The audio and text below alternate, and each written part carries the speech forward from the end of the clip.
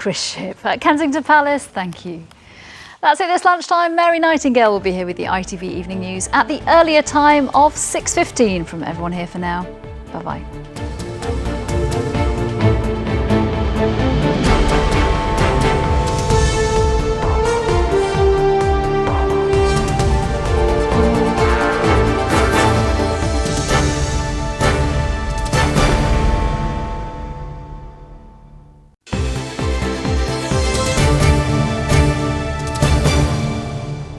Hello again. Now the main stories in London. The Met Police are using so-called spit hoods on a disproportionate number of black detainees, according to figures obtained by a London Assembly member. Out of 53 arrests where the hoods were used during a 3-month trial, 23% of the male detainees were black. The figure for women was even higher at 72%. By contrast, black people make up just 14% of London's population. The Met said in all cases the hoods were necessary to protect officers, but their use is controversial.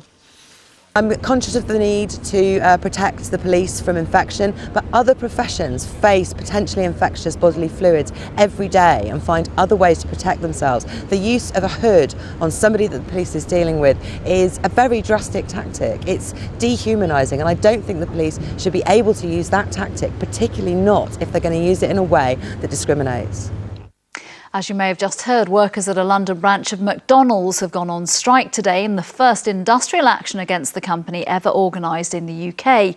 Staff at the Crayford outlet in South East London is one of 2 restaurants across the country taking part in the strike, which the fast food giant argues is a small minority of its workforce.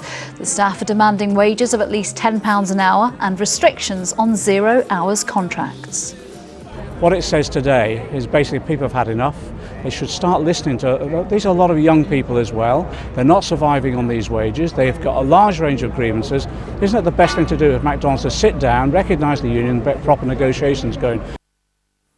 London's tram drivers could also be going on strike over plans to introduce cameras to check whether they are sleeping.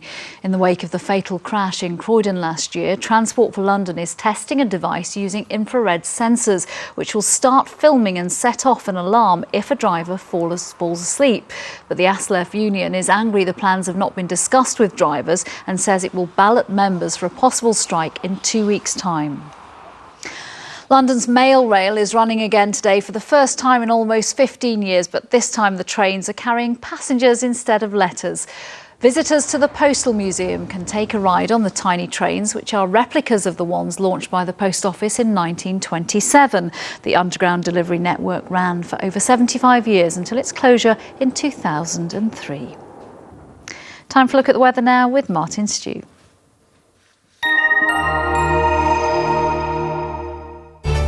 Live vividly, whatever the weather. Piriton allergy tablets sponsor the London weekday weather.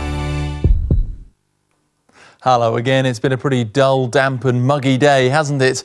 No real sign of any sunshine, but pretty warm with high levels of humidity. And that's how it stays as we go through this evening. A few patchy bits of rain as well for rush hour. The cloud then rolls its way back in overnight, and with that high level of humidity, well, the temperature's not really dropping very far at all. So lows of 17 in the city centre. It's going to be a pretty sticky and close one. Through tomorrow morning, well, off to another cloudy start. Patchy outbreaks of rain, no sign of any sunshine. As the day goes on, the breeze picking up, a bit of rain working in from the west, which is a cold front. So things starting to turn a bit fresher and then brighter on Wednesday.